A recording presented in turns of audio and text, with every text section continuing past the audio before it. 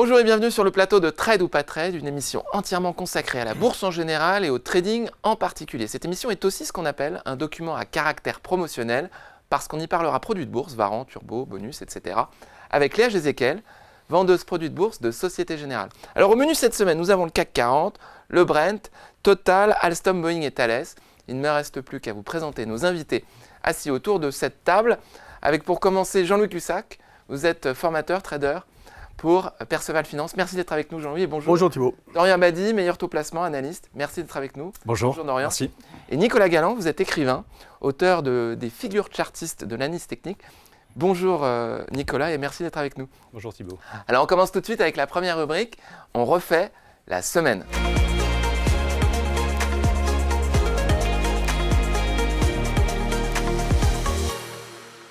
On refait la semaine avec Jean-Louis. Pour commencer, vous allez nous parler du CAC 40. Un petit point sur le CAC 40. Qu'est-ce qui se passe ? Alors déjà, première chose, c'est la période des dividendes. Donc ne soyez pas surpris de voir mathématiquement, on va dire, le CAC 40 baisser au fur et à mesure que les dividendes sont distribués. Combien de points à peu près alors, sur la période de dividendes ? Je n'ai pas fait le total. 3,5%, quelque chose. Voilà, à peu près. J'ai vu qu'il y avait environ 100 points, pratiquement 100 points sur le mois d'avril. Ouais, plus 100 Donc, points en fait, en mai. on a démarré le futur avril avec 75 points de moins, c'est-à-dire 100 points de dividendes, mais plus le taux d'intérêt sur le futur qui s'applique sur la période pro rata temporis du mois en cours. Donc ça faisait à peu près 75 points. Et là, on a déjà eu des dividendes de distribués, Stellantis, LVMH, Vinci, hier notamment. Et voilà. Donc, en fait, si vous voulez, trouver un repère, quand on cherche un repère, il faut faire très attention. Là, j'ai repris le graphique Un repère que j'avais chartiste, fait. un repère d'analyse. Bien sûr, un repère chartiste, un repère de prix, tout simplement. Quand on regarde le PX1, eh bien, il faut penser... le PX1 ? C'est le CAC 40 cash. C'est le futur de première maturité ? le mnémonique du cash. Du cash C'est CAC pas 40. le contrat à terme, d'accord. Voilà. Et quand on regarde le futur, là, il faut par contre, le repère, c'est le taux d'intérêt. Voilà, on n'est plus à taux zéro, donc on ne peut pas prendre le futur systématiquement comme quand on était à taux zéro, c'était simple. Donc il faut faire un mixte. Laissez-moi juste reformuler un petit peu. Donc les contrats à terme, généralement, sont à un prix légèrement supérieur au cash, au CAC 40, ouais. Alors qu'en ce moment, ils sont plutôt inférieurs. Alors il est inférieur, parce qu'ils dividendes. Anticipent la valeur du CAC à une échéance. Donc, avec tous les dividendes distribués entre le premier jour de cotation, le premier jour de la période du futur, jusqu'au troisième vendredi du mois. Jusqu'à sa maturité. Voilà, on anticipe donc le fait que le CAC 40 va baisser du montant des dividendes distribués. Évidemment, en dehors de cela, il a sa vie, il monte et il descend. Donc ça complique un peu la lecture des charts. Ça complique un petit peu la lecture, ça complique même, je vous disais, la lecture sur les futurs parce qu'il y a le taux d'intérêt. Bon. Toujours est-il que j'avais proposé à l'époque un niveau, parce que j'ai repris le graphique et j'ai simplement fait avancer les choses. Voilà. Et donc, vous voyez, on a tenu au-dessus pour l'instant, comme il n'y avait pas beaucoup de dividendes distribués, on pouvait garder le PX1 et ajuster légèrement, mais ça a été parfait. On a tenu sur le niveau des 7910, qui était mon niveau de retracement logique pour acheter dans une perspective, on va dire, court terme, voire long terme, parce que si on considère que la tendance doit se poursuivre, c'était une occasion. Et ça a fonctionné, Alors, sur le futur, mais c'est 7820, on va dire, 7815-20, 25, cette zone qui est une zone support. Alors là, jusqu'à la fin du mois, elle sera valable, cette zone. On va prendre 7815 cassé, par exemple, pour considérer que la tendance passerait de acheteur à vendeur. Voilà. Si on traverse ce support sur le futur de je cherche à vendre prioritairement. Pour l'instant, on a rebondi assez fortement, notamment hier, avec l'idée que c'est en fait toujours pareil, c'est les statistiques, quoi. Elles ont montré qu'aux États-Unis, il n'y avait peut-être pas de tension inflationniste si forte que ça, qu'on reprenait espoir d'eux, etc. Alors qu'en Europe, c'était au contraire la dynamique économique qui était pas mal. Donc vous voyez, d'ailleurs, l'euro-dollar a remonté d'un cran, a rebondi. Bon, on sait maintenant qu'il n'y aura pas autant de baisse des taux que prévu, anticipé il y a 6 mois, donc pour l'année 2024 aux États-Unis, mais bon, mais c'est pas grave, on dirait que c'est pas grave. Alors, c'est vrai qu'en plus, il y a des risques géopolitiques. Hein. Alors, on considère que, voilà, ils ont frappé, que ça va en rester là, d'après les derniers. Israël, ouais. Mais bon, le risque couve quand même. Attention, on ne sait jamais, il ne faut pas non plus penser que l'affaire est complètement réglée. Donc, on a une volatilité implicite qui était montée un petit peu à 15, elle est revenue à 12,5, vous voyez, donc tout de suite, ça s'est calmé, mais on n'est pas revenu à 10,5, là, on était avant. Donc, voilà, il y a une méfiance. Ce qu'on peut dire, c'est qu'il y a beaucoup de hedge funds, beaucoup d'acteurs de la gestion un peu dynamique qui se sont couverts sur les marchés. Donc, si vous êtes couvert... Dans cette période-là, pendant cette petite période de baisse, ouais, et puis un là peu où les avant volatilités aussi. sont montées, signe d'une demande plus En forte. fait, juste avant que l'Iran frappe, moi j'avais vu que la vol commençait à monter bizarrement, comme si c'était annonciateur d'un problème à venir, quoi. Et bon, il y a toujours des gens qui savent des choses et qui interviennent hein, sur les marchés. Donc là, la vol avait monté un petit peu. Et donc ces acteurs de la gestion, dynamiques ou moins dynamiques, mais qui se sont couverts, ce sont automatiquement des gens qui seront moins vendeurs potentiels, puisqu'ils se sont couverts. Maintenant, ils se sont couverts, en règle générale, c'est ce qu'on a pu observer, sur des strikes éloignés. C'est-à-dire qu'en fait, ils se sont dit, le risque, c'est un risque géopolitique potentiellement dévastateur. On ne sait jamais hein, la situation, comment elle peut évoluer. Donc, ils se sont dit, soit ça ne baissera pas beaucoup parce qu'il ne se passera rien, comme en ce moment, on va dire qu'entre guillemets, il ne se passe rien, à savoir, il n'y a pas de dégradation supplémentaire à celle qu'on a connue depuis maintenant des mois, en fait, hein, au Moyen-Orient. Soit il se passe quelque chose de grave, et là, à ce moment-là, il faudra être couvert. Donc, ils ont en général acheté des strikes très éloignés. Donc des prix d'exercice très très loin pour se couvrir sur des mouvements très très forts. Exactement. Pas des petits mouvements. Exactement. Voilà. Donc, on est pour l'instant. Je pense qu'il ne faut pas trop rêver que le marché ne peut pas repartir comme ça à la hausse. Même si beaucoup d'analystes considèrent que qu'est-ce qui va se passer dans les mois à venir, la reprise économique va vraiment avoir lieu dans la zone euro. Donc l'idée c'est qu'il faut acheter parce que ça va monter, les perspectives sont bonnes, les taux vont baisser. Parce que c'est vrai qu'en Europe, on est à peu près certain que les taux vont baisser. Là où il y a plutôt des doutes aux États-Unis sur les délais, le nombre de baisses, etc. Vous voyez, donc l'Europe pourrait en profiter, etc. Donc des marchés comme les indices comme l'Eurostoxx, évidemment le CAC 40, le DAX, pourraient surpondérer, et donc pourraient surperformer. C'est difficile. Moi, si vous voulez, le moteur vraiment de ce marché qui était les taux peuvent en effet continuer à avoir un rôle de moteur. Mais quand même, ça me paraît délicat. Vous voyez, ce matin, déjà, le marché rebaisse un peu. Je pense que l'hésitation va quand même se poursuivre. Avec le support que vous avez défini tout à l'heure. Et mon discours, c'était de dire, sur le CAC 40, on va dire, là, pour l'instant, ça reste encore valable quelques jours, tant qu'il n'y a pas trop de distribution. Mais pensez au futur mai, vous regardez 7820 en gros, et si on passe sous ce niveau, là, il y a peut-être un changement de tendance. Dans ce contexte d'incertitude macro et ces tensions géopolitiques, Dorian, le pétrole a quand même pas mal bougé. Hein. Il a bougé, il a surtout baissé ces derniers jours. Ça n'est pas forcément intuitif, puisque historiquement, dès qu'il y a des tensions, dès qu'il y a un risque accru au Moyen-Orient, on a plutôt un rebond des cours de l'or noir. Alors effectivement, Jean-Louis en parlait à l'instant, c'est vrai que les marchés ont fait le pari d'une désescalade, on l'a ressenti avec les 2 dernières attaques réciproques Iran-Israël, dans la mesure où elles étaient relativement attendues et surtout elles ont été relativement limitées. C'est un propos extrêmement précaire, fragile, qu'il va falloir confirmer dans les prochaines semaines. Mais on le voit sur le graphique, en l'espace de 4-5 séances. On est passé sur le Brent, donc le pétrole de la mer du Nord en Europe, d'un baril légèrement supérieur aux $90 à 86, d'un point de vue graphique, technique. En fait, on revient sur les bornes basses d'un canal haussier, assez intéressant. Alors, si on devait faire une petite parenthèse très technique, très trading, il y a certainement une opportunité à saisir de l'ordre de 4 à 5% de hausse entre 86 et un peu en dessous des 90. Du bas du canal vers le haut du canal. Exactement, revenir simplement sur les récents niveaux, en sachant que la plupart des bureaux d'analyse et des grandes banques continuent de situer le Brent pour 2024. C'est assez variable comme fourchette, mais entre 80 et $100. Donc on est plutôt sur les bandes basses voire médiane en ce moment. Il y a du potentiel. Il y a quand même quelques bonnes nouvelles, si je puis dire, c'est que pour le moment, l'offre n'a pas été impactée au Moyen-Orient. Il faut rappeler qu'Israël n'est pas un producteur de pétrole, l'Iran bien sûr l'est, quoique ça n'est pas un si gros producteur que cela, notamment du fait des sanctions occidentales.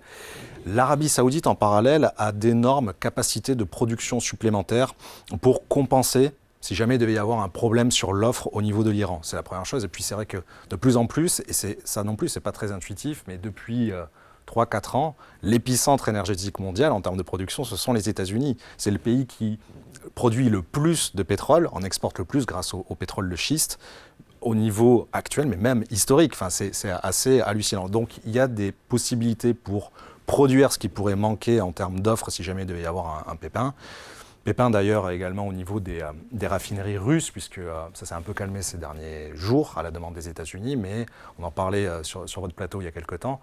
L'Ukraine avait paralysé de l'ordre de 7 à 10% de la production russe via des attaques de drones. C'est assez paradoxal parce qu'on a d'un côté des membres de l'OPEC qui veulent réduire leur capacité de production, et là vous nous dites que l'Arabie saoudite pourrait voler au secours d'un éventuel manque d'offres. C'est toujours cette complexité du marché du pétrole où il y a les enjeux un peu contradictoires parfois. C'est très complexe, d'autant que l'OPEP+ ne se comporte pas en tant qu'un seul homme. Il y a beaucoup de divergences. En réalité, quand on parle des baisses de production au niveau de l'OPEP, il n'y a que l'Arabie saoudite qui joue le jeu, concrètement. Ah oui. Les autres pays Ils veulent augmenter leur part de marché. Les autres, alors, ils baissent leur production, effectivement, parce qu'ils ont besoin, pour faire entrer de l'argent, pour faire entrer du cash, d'un baril au minimum à $80. La Russie joue plutôt le jeu d'inonder le marché avec un baril à bas coût pour soutenir son effort de guerre. Ils n'extraient pas le même pétrole, c'est pas aussi coûteux, c'est plus simple en Arabie saoudite. Les autres pays, notamment en Afrique, ne jouent pas non plus le jeu. Donc en fait, quand on parle des réductions de l'OPEP, c'est surtout les réductions saoudiennes. Donc voilà, c'est vraiment un billard à 3 bandes, d'autant que c'est un sujet absolument crucial, notamment pour les porteurs actions, dans le sens où le nerf de la guerre, le cœur nucléaire de la bourse, c'est l'inflation. Donc si on devait avoir vraiment un dérapage, c'est un peu excessif, mais certains le voient au-delà de $100 le baril dans les prochaines semaines, ça jouerait naturellement sur l'inflation à la hausse. On voit que même si elle se tasse très fortement ces derniers mois des deux côtés de l'Atlantique, on peine un petit peu en ce moment. On reste autour des 2,5% en zone euro, 3% plutôt aux États-Unis, avec cet objectif très arbitraire qui n'a pas beaucoup de résonance dans les fondamentaux économiques. Les objectifs à 2% de la BCE et de la Fed, c'est extrêmement arbitraire, mais bon. Donc on surveille tout ça. Donc pour résumer, vous voyez quoi ? Vous voyez un pétrole qui potentiellement peut à court terme aller sur le haut du canal. C'est ça. Et à moyen terme, rester dans la borne un peu. Oui, alors même sur le moyen long terme, alors c'est vrai que là aussi ça joue beaucoup avec ces perspectives de baisse de taux, mais à court terme, oui, il y a certainement quelque chose à faire parce qu'on revient sur des niveaux qu'on a bien connus ces derniers jours. Il s'agit vraiment d'amplifier la chose avec un effet de levier, un turbo call, mais on est sur du 5%. Ça reste limité, mais effectivement, il y a des points d'achat assez intéressants en ce moment sur les $86, oui. Ok. Jean-Louis, vous voulez rajouter quelque chose sur le pétrole En fait, il y a quand même plusieurs facteurs qui plaident pour un rebond, c'est vrai. Il y a la reprise économique en Europe, potentielle. Et puis là, moi je n'ai pas trop suivi, mais j'ai vu que les États-Unis étaient en train de créer de nouvelles sanctions, de lancer de nouvelles sanctions sur le pétrole iranien. Ça devait passer devant le Sénat maintenant, et je ne sais pas, c'était avant-hier où j'ai vu ça, et je ne sais pas si ça a été voté ou pas, mais ça c'est aussi de nature. L'Iran est déjà sous sanctions assez fortes. Encore. Alors effectivement, l'Europe et les États-Unis ont encore un peu renforcé. De l'autre côté, on a lâché un peu de lait sur le Venezuela. Ah oui. Pour commencer un petit peu. Ouais. Et au-delà de ça, alors il y a quelque chose moi, que je surveille, c'est que la Chine ne redémarre pas sur son marché domestique et veut inonder le monde avec sa production à bas coût. Et ça va demander pas mal d'énergie aussi pour faire tourner les usines. Donc là aussi, il y a un levier sur la demande pour les prochains mois qui pourrait être intéressant. Qui viendrait de la Chine. Donc haussier pour le pétrole. Ouais, voilà. Nicolas, indirectement, vous êtes intéressé à Total, qui est quand même très très fortement corrélé de ce qu'on vient de raconter. Total a profité donc, de la hausse du prix du pétrole ces derniers mois.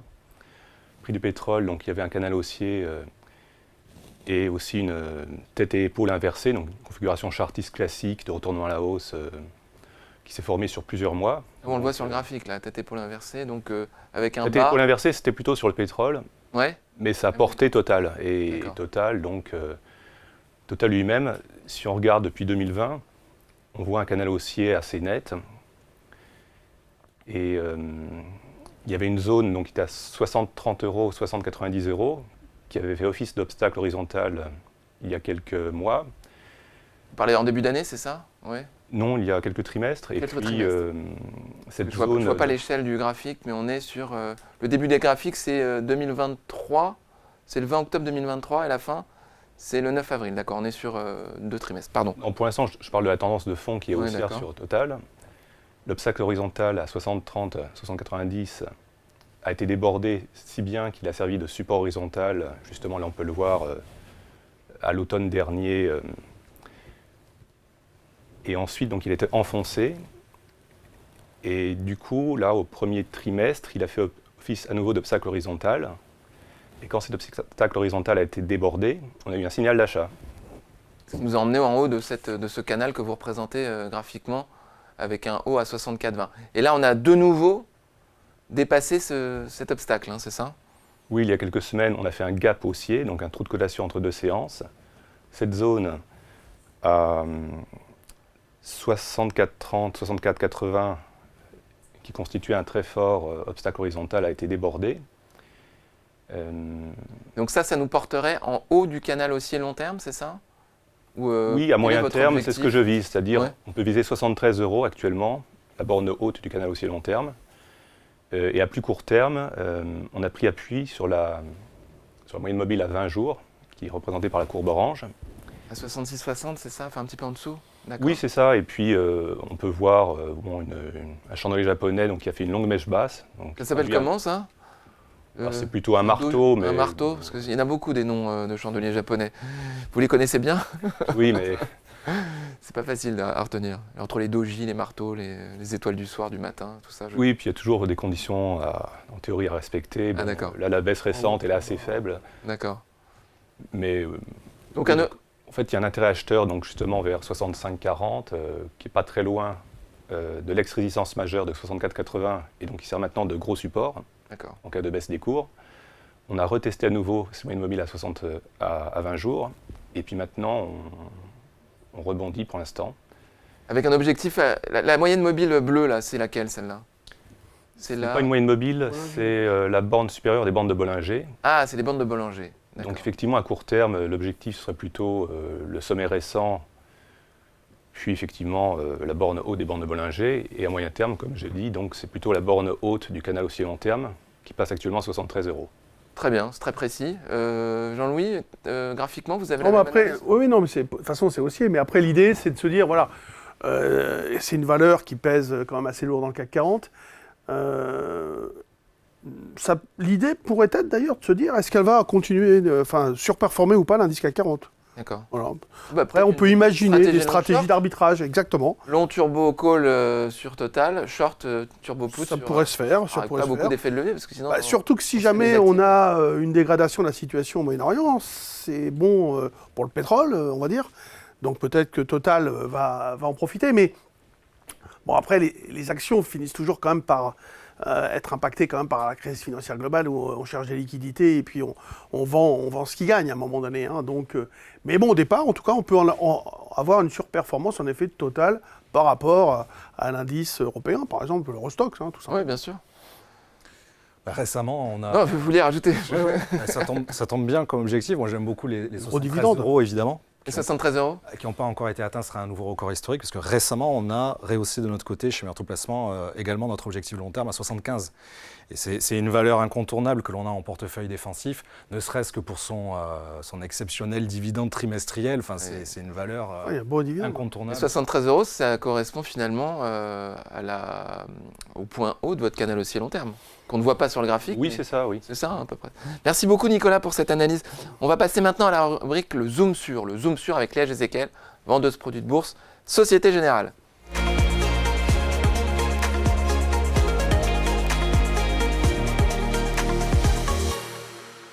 Le Zoom sur avec Léa Gézécal, vendeuse produits de bourse Société Générale, je le répète, avec aujourd'hui un point sur un nouvel outil du site internet sgbourse.fr, c'est ça ? Exactement Thibaut. Vous savez, en Société Générale, en tant qu'émetteur de produits de bourse, notre objectif est double. C'est de vous proposer un maximum de produits pour répondre à tous les scénarios d'investissement que vous pourriez avoir, mais c'est aussi de vous fournir des outils pour vous aider à trader dans les meilleures conditions. Alors on avait déjà pas mal d'outils, le simulateur Varan, Match My View, le baromètre ouais. Turbo, et il y en a un nouveau-né qui est déjà très apprécié de nos utilisateurs, qui s'appelle le simulateur Turbo. Alors un bref rappel sur ce que sont les turbos. Ce sont des produits à effet de levier qui vous permettent d'investir à la hausse ou à la baisse sur un actif sous-jacent qui peut être une action, une devise, des taux d'intérêt des devises.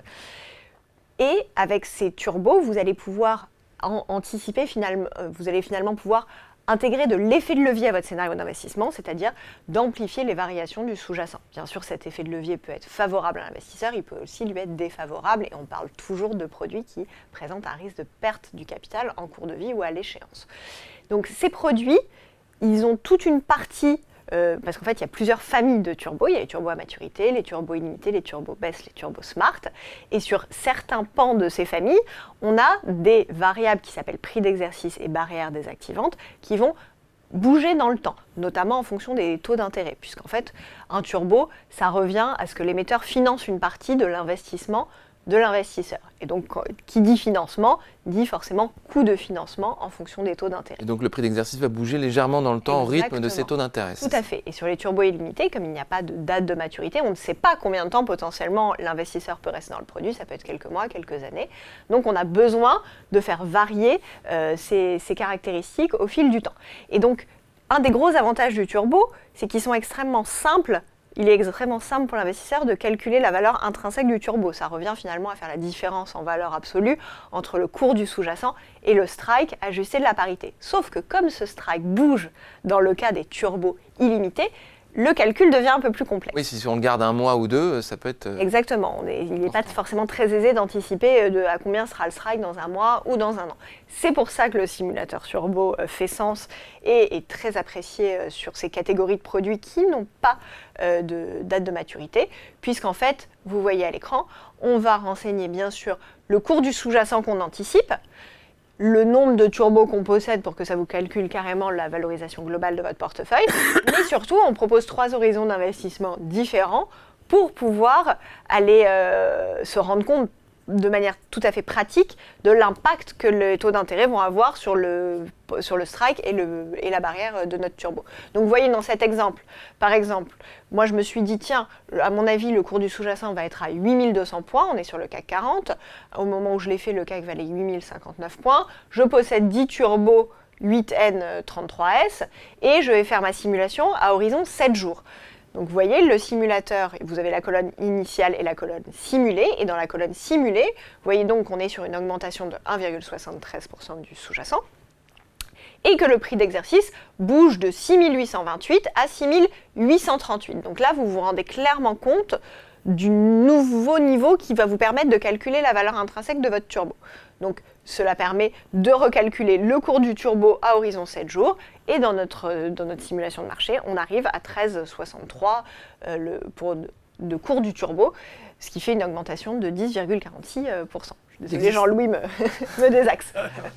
Il existe d'autres types de simulateurs sur le site internet ? Oui, tout à fait. Il y a des simulateurs pour les varans parce que c'est des produits qui sont assez complexes en termes de valorisation. Ils prennent en compte le cours du sous-jacent, la volatilité implicite et le temps. Et c'est selon une formule de Black & Scholes qui est assez connue, mais pas facilement reproductible pour les particuliers chez eux. Donc ça, on offrait déjà un outil de pricing assez élaboré. Et inversement, si on n'a pas envie de faire des calculs savants, on peut utiliser un autre outil peut-être ? Voilà, exactement. Match My View qui prend le problème à l'envers. Ouais. C'est-à-dire qu'au lieu de choisir le produit et d'après aller lui appliquer un scénario X, un scénario Y et faire sa petite mayonnaise, on va à l'inverse dire je rentre tout de suite mon scénario dans l'outil. Je pense que le CAC va monter de 10% à horizon 30 jours et j'ai une tolérance à la perte de 80%.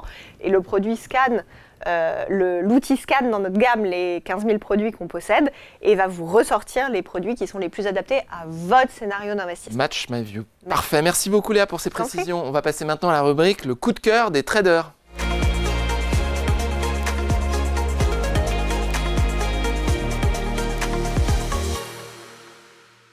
Le coup de cœur des traders, vous connaissez le principe de cette rubrique dans l'émission. Chacun de nos invités a 1 minute, pas une seconde de plus, pour expliquer, pour décrire son scénario d'investissement sur une valeur.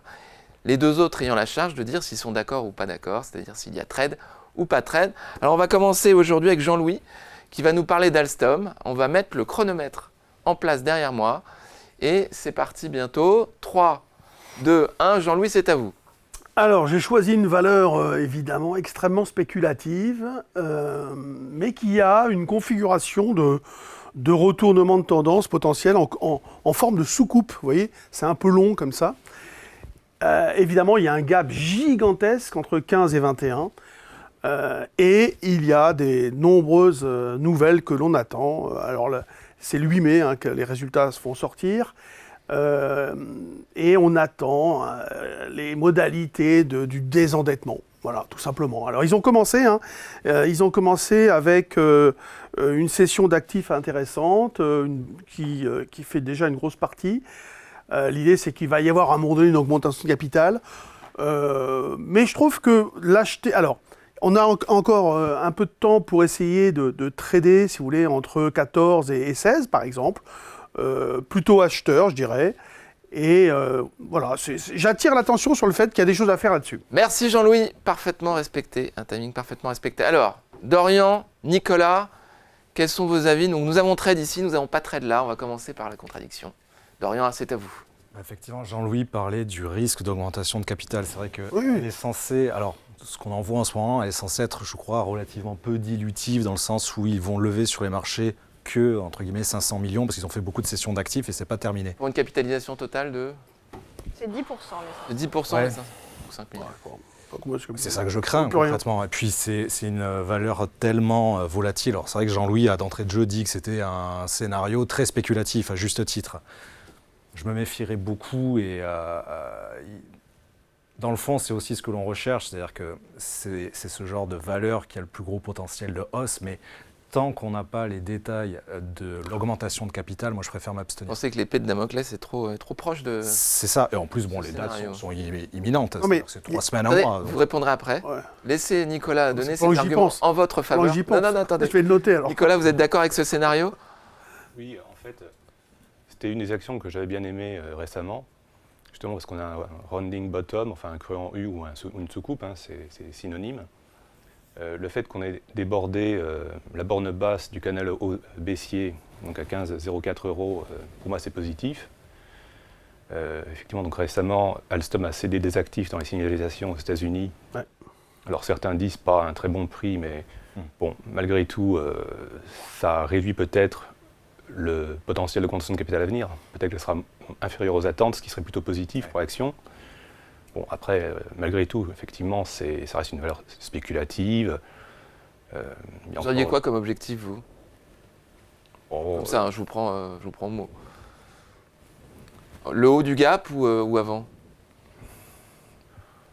Des obstacles horizontaux un peu avant. De mémoire, j'avais un objectif vers 19 ou 20, la zone de 19 ou 21 €. D'accord. Donc On peut légèrement. zoomer, là, il y a- Mais à moyen terme, hein, donc D'accord. Ouais. Pas sur un scénario court terme. à court terme, effectivement, donc l'action est portée par une moyenne mobile remarquable. On peut zoomer. Le fait qu'on ait franchi la résistance horizontale de 14,17, 14,28 est plutôt positive. Ah, là, j'ai zoomé la Très bien. dernière phase. Là. Ok, c'est très Et- clair. Jean-Louis, donc vous vouliez répondre à Dorian? Non, mais en fait, on peut investir sur plein de scénarios. C'est ça qui est intéressant parce que, en effet, on peut considérer que la menace est toujours plus forte que son exécution, qu'en attendant, les marchés vont spéculer. Il y a une position vendeuse à découvert qui est extrêmement importante. Alors, est-ce qu'il y a moyen, par exemple, d'acheter un genre de strangle quelque part, c'est-à-dire le fait que ça puisse toucher une borne, une autre. Il y a peut-être des produits très, très ciblés qui peuvent être travaillés donc, sur Alstom. Et après, voilà, on peut imaginer tout un tas de choses. Comme c'est une valeur qui est amenée à bouger de par ses nouvelles, mais de par les menaces, ça peut être très intéressant de monter des stratégies et donc des scénarios haussiers, baissiers en même temps, parce qu'on sait que ça va bouger, ça c'est certain. On y reviendra sur ce type de scénario, voir comment c'est possible sur les produits de bourse. On va passer maintenant à Dorian. Le coup de cœur de Dorian Abadi, meilleur taux placement. On va mettre le chronomètre en place. Voilà, 3, 2, 1, c'est parti. Dorian, c'est à vous. Sur Boeing, pardon. Sur Boeing, alors une fois n'est pas coutume pour changer un peu, un scénario baissier. Ah, J'hésitais d'ailleurs avec Tesla pour l'anecdote, mais bon, concrètement, Boeing, voilà, vous le savez tous, il y a eu beaucoup de scandales. Peut-être que le plus récent, symboliquement, c'est cette porte d'avion qui s'est arrachée en plein vol. Bon, bref, heureusement, il n'y a pas eu de victimes. Mais simplement, au moment où on enregistre, ce soir, on a les résultats annuels de Boeing. Donc au moment où les gens verront la vidéo, demain ou après-demain, ces résultats seront ce diffusés. soir, peut-être au moment de la publication des résultats. Pardon, je vous laisserai 5 secondes de plus. Alors, concrètement, le marché table sur moins 9,5% du chiffre d'affaires en rythme annuel. Après la dernière vague de scandales, on a déjà eu moins 30% sur le titre. On pense qu'il y a encore un petit peu de potentiel à la baisse. Évidemment, on attendra, de toute façon les gens le verront après, on attendra les résultats pour rentrer. Et très concrètement, en fait, ce sont les 161 $ qui m'intéressent, un potentiel de 5% de gain amplifié avec l'effet de levier d'un turbo put, pour changer. Et si vraiment c'est très mauvais, 150 $. Merci beaucoup, Dorian. Alors, Nicolas, Jean-Louis. Dites-nous ce que vous pensez de ce scénario d'investissement. Tout le monde est d'accord. Dorian, je vous en prie. Qu'est-ce qui vous plaît dans ce scénario? Pardon, Nicolas. Dorian, c'est vous qui venez de prendre la parole. Nicolas, c'est à vous. Non, c'est vrai, j'apprécie donc le fait qu'on ait enfoncé un support horizontal important, le canal baissier bien dessiné et les moyennes mobiles orientées à la baisse. Pour vous, c'est limpide. Oui, pour l'instant, c'est du suivi de tendance limpide. Il n'y a pas de... Il n'y a pas de piège. Merci beaucoup. Jean-Louis, Donc, vous aussi, vous trouvez ça limpide? je valide totalement ce que vient de dire Nicolas. Je rajouterais que dans un marché comme le standard, comme le SP500, qui a beaucoup progressé, qui reste dans une dynamique haussière, par rapport à Boeing qui est à la baisse, il y a une sous-performance manifeste qui ne pourrait que s'amplifier si les marchés américains corrigeait, on va dire, si l'indice corrigeait. Donc là, il faut continuer d'appuyer du côté où ça fait mal, du côté où ça penche. Donc voilà, oui, donc avoir un scénario vers 161, mais après, je n'ai pas le graphique avant, mais même peut-être plus bas, peut-être intéressant. Après, il faut faire attention avec l'euro-dollar, puisque là, on investit sur une vente de dollars. Ouais, bon, c'est pas, ça va pas non plus Une apporter très grosse volatilité sur la devise américaine face à l'euro. ça bouge quand même. Non, mais je veux dire par là, il faut y penser. Faut y penser. Voilà, c'est tout. Il faut y penser. Nous, on travaille en euros, donc là, c'est du dollar. Donc une valeur en tendance baissière dans un marché plutôt stable ou haussier, c'est jamais bon signe. Oui. Très bien, merci beaucoup Nicolas. Merci beaucoup Dorian pour ce scénario qui suscite l'unanimité aujourd'hui. Bravo, je vous félicite. Alors on va passer à Nicolas. Nicolas, vous allez nous parler de Thales. Est-ce que vous êtes prêts? C'est la première fois que vous faites cet exercice, mais ça va très bien se passer. On met le chronomètre tout de suite. C'est parti, 3, 2, 1, à vous Nicolas. Thales. Alors, comme Total, Thales est inscrit dans un canal haussier pluriannuel. Thales est inscrit dans un canal haussier qui passe par les pics et creux majeurs inscrits depuis février 2022. Et il y a quelques mois, donc, on a pris appui sur une zone de support horizontal très importante qui est à 126,15-128 €. Il y a quelques mois, on a franchi la zone de résistance majeure de 181,85, 141,85, 142,30 €. Ça a relancé le mouvement haussier. Ensuite, on a eu une correction baissière rapide. Et c'est là, donc, justement, je l'avais repéré à peu près ce niveau-là, à peu près vers 141. Donc, on a fait une sorte d'harami haussier. Donc, et puis ensuite, la hausse a repris de plus belle. Objectif? L'objectif a été atteint, c'est-à-dire vers 163 €, qui correspond à peu près à la borne haute du canal haussier. On va s'arrêter là. On va laisser passer, on va laisser parler Mais on achète ou on vend? Contradicteurs.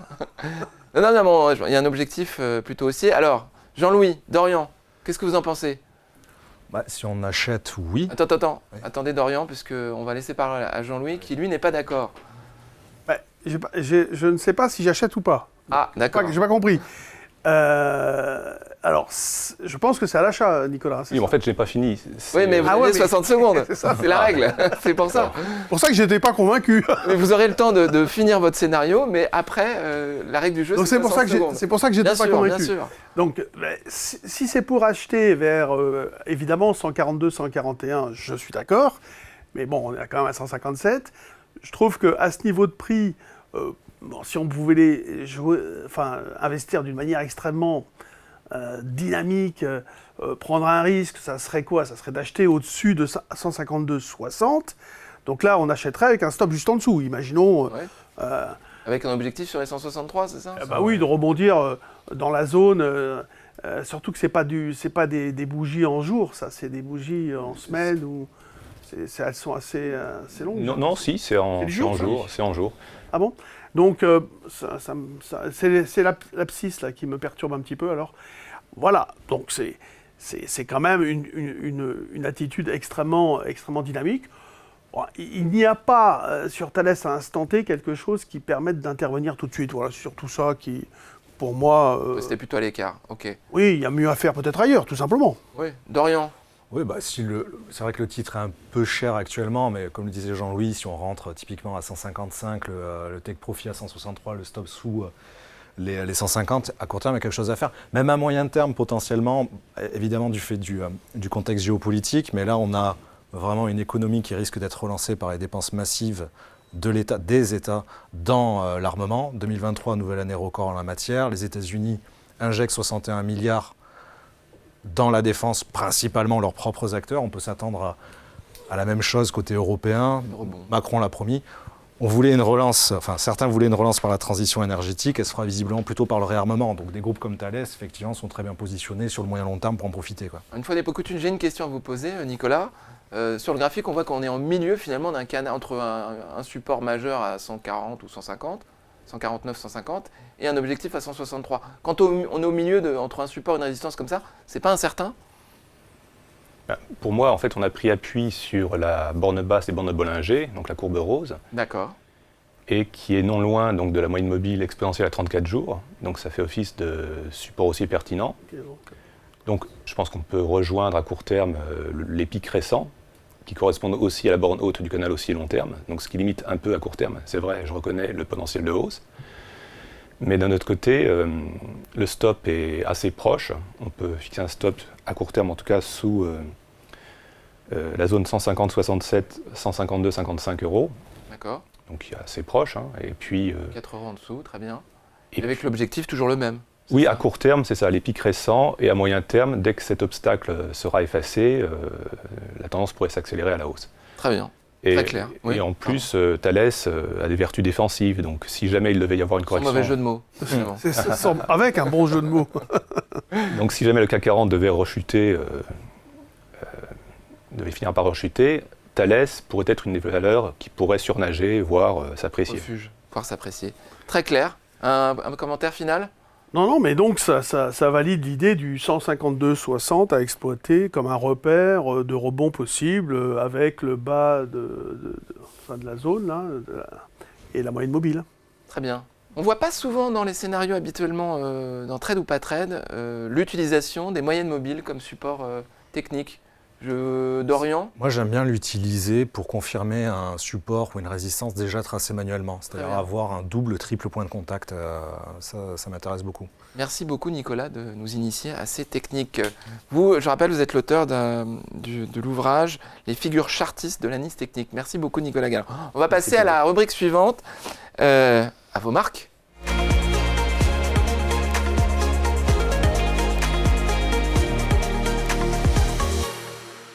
Rubrique à vos marques, le quiz de fin d'émission, avec une nouveauté cette semaine. Léa, vous allez nous expliquer, les règles ont changé. Oui, c'est un quiz qui n'en est pas un. Voilà, c'est ça. C'est ça qui est très disruptif. Non, effectivement, alors vous connaissez tous Question pour un champion. Oui. Voilà, donc c'est du pur plagiat de Question pour un champion. C'est Question pour un trader, et c'est vous les traders, voilà. Donc le but, c'est que je commence à énoncer un énoncé qui sera relativement long, et qui décrit quelque chose, ou quelqu'un, ou une situation. Dès que vous pensez avoir trouvé, n'attendez surtout pas que j'ai fini de parler pour une fois, coupez-moi, vous buzzez, vous dites le nom de la personne ou la situation dont vous pensez qu'il s'agit. Et si jamais vous avez bon, on s'arrête là, vous avez le point. Si jamais vous n'avez pas bon, je reprends les questions. Et les autres, n'hésitez pas à Vous n'avez pas le droit de réappuyer sur votre buzzer. Non, vous n'avez le droit qu'à un buzz chacun. C'est parti. Alors, on commence. Question numéro 1. Indice boursier de référence. Je suis inauguré en 1968 pour une valeur de 100 points. Traversé par une bulle spéculative sans précédent dans les années 80, sous l'effet d'un surplus d'épargne et de liquidité, je n'ai jamais retrouvé mon niveau de 1989 à plus de 2800 points. Je fais ainsi partie d'un des rares indices boursiers à ne pas suivre une tendance haussière sur le long terme. Je suis actuellement composé d'environ 1700 entreprises et je rassemble l'ensemble des compagnies japonaises. Le Topix. Yes.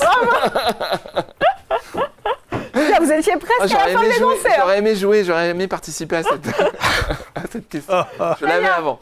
Donc il en restait pas beaucoup. Donc c'était effectivement l'ensemble des compagnies japonaises ayant une capitalisation boursière d'au moins 25 25 000 de yens. Je suis le Topix. Parce que le Nikkei a retrouvé ses niveaux. Ah oui, oui. Et Voilà. le Topix, C'est n'a bien. pas le le Passé même. Oui. Et puis on est à 16 000 points, quelque chose comme ça. Un point pour Dorian, bravo. Question numéro 2. Et il était concentré. Hein. Né à Budapest en 1930, je commence à travailler dans la finance en 1954, après un doctorat en philosophie. Après quelques années en tant qu'analyste financier pour différentes sociétés, je lance mon propre fonds d'investissement, Quantum... Ouais. Ah, c'est Nicolas. Oui, Nicolas, oui.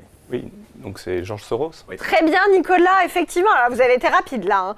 Alors, Quantum Fund of Fund qui a été lancé en 1969. À travers mon fonds, je spécule massivement sur la dévaluation de la livre sterling au début des années 90 et je réalise un profit estimé à plus d'1 milliard de dollars lorsque le Royaume-Uni se retire du mécanisme de taux de change européen. Surnommé l'homme qui a cassé la Banque d'Angleterre et reconnu comme investisseur hors pair dans le monde, je suis Georges Soros. Qu'est-ce qui vous a mis la puce à l'oreille? Budapest. J'étais à Budapest, oui. Ah, Budapest, très bien. Vous aussi, Et en vous étiez proche. 1930, oui. Très bien. Troisième question, un point pour Nicolas, un point pour Dorian. Jean-Louis, réveillez-vous. Allez, Jean-Louis. Allez, Jean-Louis. Normalement, vous avez plus d'expérience que Je tout suis le pas très doué avec ça, moi. Avec ce Ça vous a décontenancé là. Non, mais Allez, on y va. Je suis une société qui voit le jour en 1902 à la suite d'une découverte scientifique d'un ingénieur français avant d'être introduite en bourse en 1913 à la Bourse de Paris. Considérée comme une des actions de bon père de famille... Nicolas. L'Oréal. Non, ça ne peut pas marcher. le truc.